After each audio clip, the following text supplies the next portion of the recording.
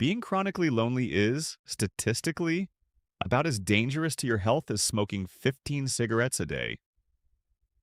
I know how that sounds, like an exaggeration. Something a wellness influencer made up to get views. It isn't. That comparison comes from real mortality research, and by the end of this video, you'll see exactly where it comes from. But here's what makes this genuinely uncomfortable to talk about. This isn't really a video about elderly people living alone, which is what most of us picture when we hear loneliness. The data points somewhere else entirely, somewhere most people watching this wouldn't expect. We'll get there. But first, let's deal with the obvious question. Where does a comparison this dramatic even come from? Can loneliness really be measured against something like smoking? In 2010, researchers pooled data from 148 separate studies, over 300,000 people total. And they found something striking. People with strong social relationships had a 50% greater likelihood of survival. 50%, compared to people with poor or insufficient social relationships. Think about that for a second. Not a slight edge. 50%. That's not a small effect you'd expect from something as soft-sounding as having friends. So researchers went further. A follow-up study in 2015 expanded the analysis to 70 studies. And it held up. Social isolation raised mortality risk by 26%. Loneliness, also 26%. Living alone, 32% higher risk. Independent of every other factor they controlled for. That's where the smoking comparison actually comes from. Not from a headline writer, but from hazard ratios. Chronic isolation produces roughly the same statistical hazard as smoking about 15 cigarettes a day. It's not a metaphor, it's math.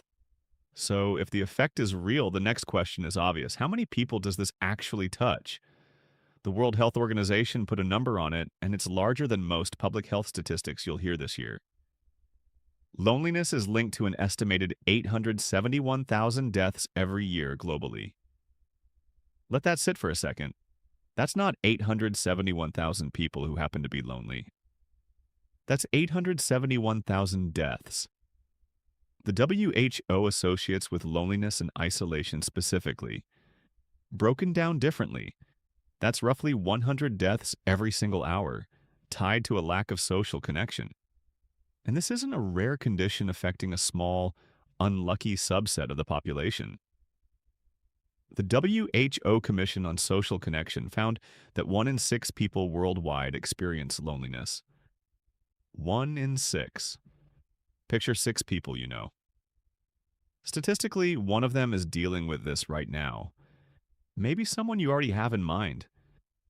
Maybe someone you wouldn't have guessed. Here's where it gets interesting, because loneliness doesn't spread evenly across a population. It clusters. And a large-scale index that's tracked this since 2018 found something researchers didn't fully expect. In 2018, that loneliness index sat at 54%. In 2020, the pandemic year, it spiked to 61. That part isn't surprising. Lockdowns, isolation, everyone stuck at home. Of course it went up. But here's the part that should surprise you. By 2023, years after lockdowns ended, life fully back to normal, it had only dropped to 58%. Still well above where it started before the pandemic ever happened. Something shifted, and it didn't shift back. We're still living inside the after effects of that change. So this isn't a temporary blip we're recovering from. It's a baseline that quietly reset itself higher. And it's not just a feeling. Large studies out of Norway have tracked this over decades, following real health outcomes. One study followed over 11,000 people for 20 years, cross-referencing loneliness against national death records. Social isolation raised 20-year mortality risk by around 15 to 16% for both men and women. A separate, even larger review pooled 90 cohort studies. Over 2.2 million people combined. Same conclusion at massive scale. Both isolation and loneliness significantly raise the risk of dying from any cause. So by this point, the pattern is undeniable. This isn't one quirky study. It's dozens, replicated across countries and decades.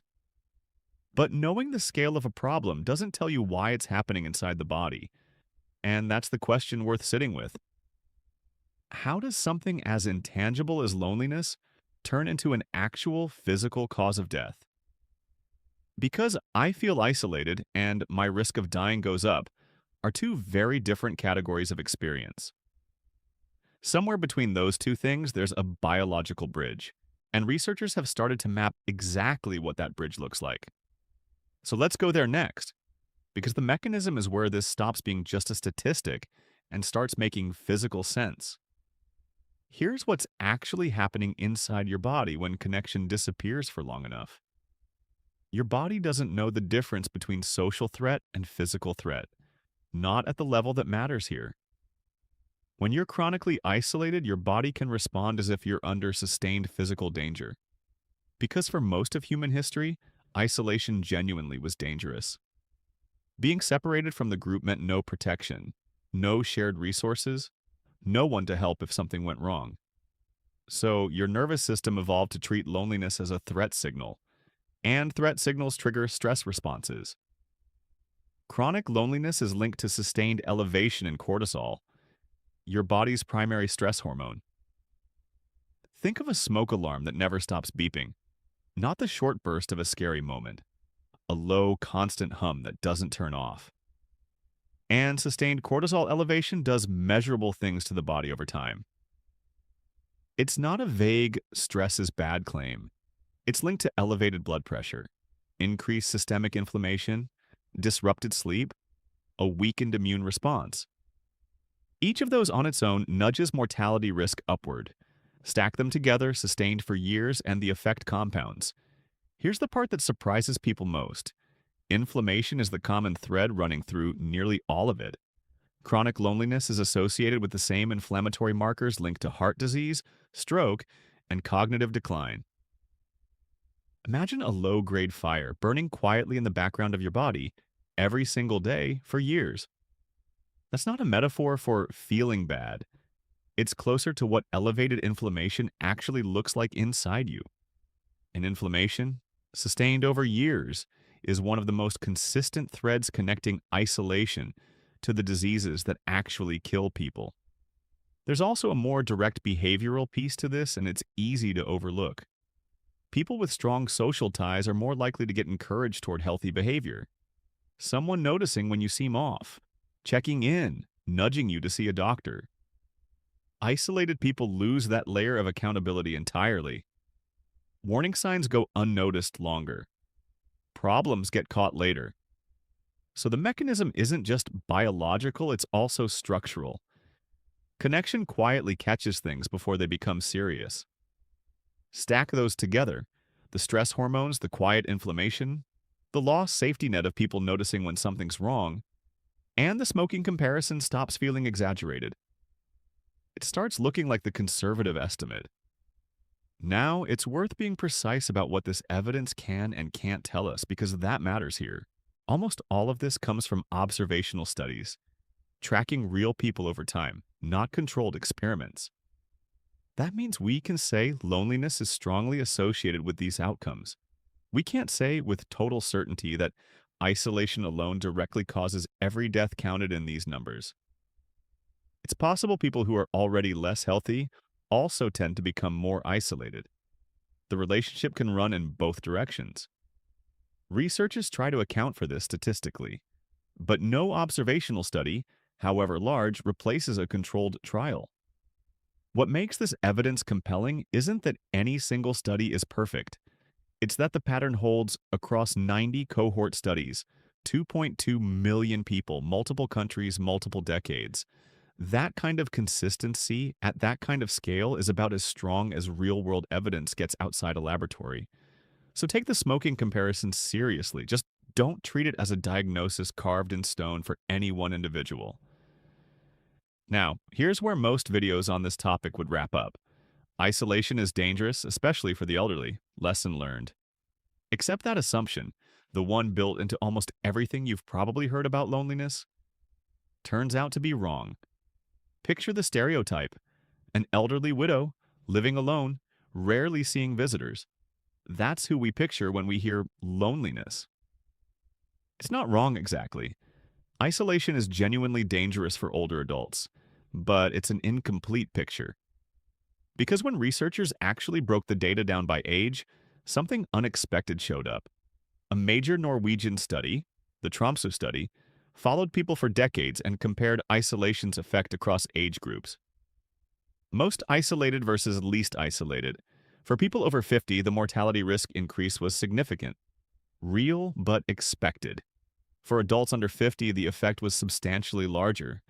In men, the hazard ratio nearly doubled compared to older men. Read that again. Isolation's danger to your health was stronger in younger adults than in older ones. That's the opposite of what almost everyone assumes walking into this topic. And it lines up with something else researchers have repeatedly found. Young adults today report more loneliness than seniors do. Roughly 1 in 5 young adults report chronic loneliness, a higher rate than any other age group, including people in their 70s and 80s. Older adults, on average, tend to have smaller but more stable, long-term social circles. Younger adults are often more socially mobile and more isolated because of it. New cities, new jobs, remote work, friend groups that dissolve every few years as life stages shift. Add in a generation that came of age partly through screens instead of shared physical spaces, and the pattern starts making sense. So, if you're picturing an elderly person living alone as the face of this problem, statistically, that's not where the sharpest risk actually sits. It might be sitting in your 20s, your 30s, your 40s. People who look on the outside completely fine.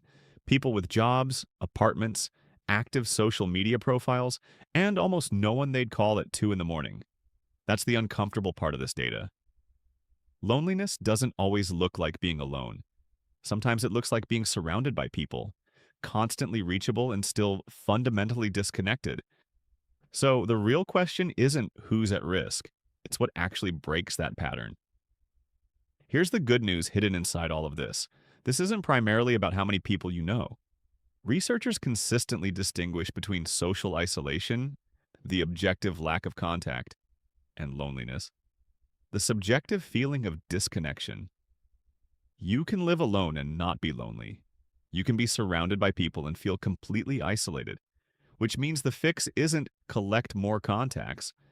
It's building a small number of relationships with actual depth. The protective effect in these studies comes largely from relationships where people feel genuinely seen, not just present.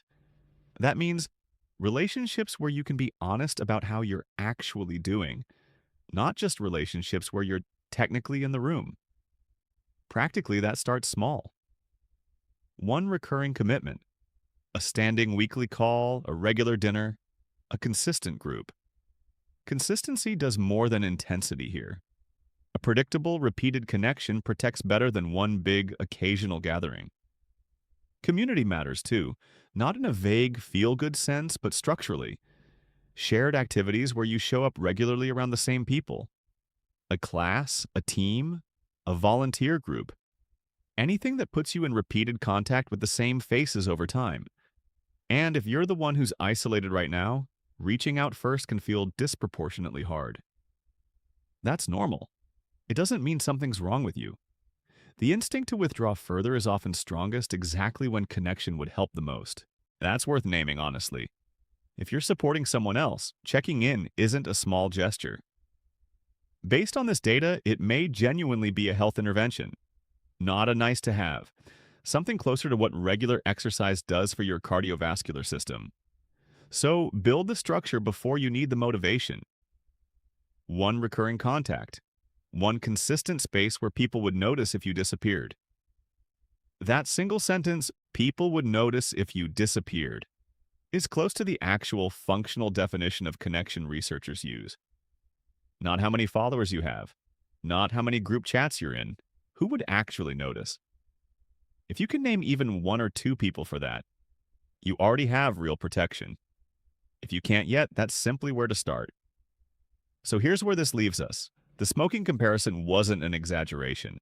It came from real, replicated mortality data. 871,000 deaths a year. 1 in 6 people affected. And the sharpest risk isn't where most of us assumed it was. It's not primarily an old age problem. For a lot of people watching this, it might be closer than you think. Not because you're alone in some obvious way, but because being busy and being connected turned out to be two very different things. So here's the question worth sitting with, more than any statistic in this video. If something went wrong tomorrow, who would actually notice? Tell me who came to mind in the comments. I genuinely like to know.